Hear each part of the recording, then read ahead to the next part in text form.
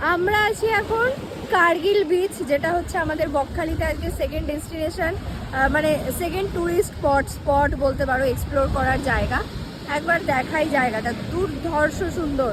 মানে যতটা সুন্দর ঠিক হেনরি আইল্যান্ড, ঠিক ততটাই সুন্দর হচ্ছে কার্গিল বিচ। এখানে দারুণ লাগছে।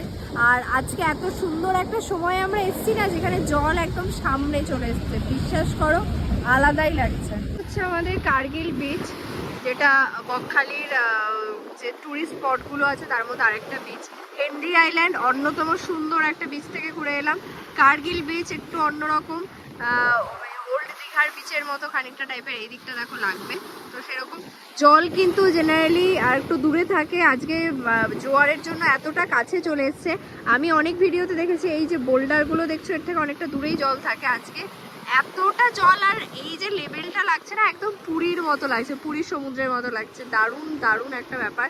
একটু মেরিন ড্রাইভ ফিলিংস আসছে মুম্বাইয়ের।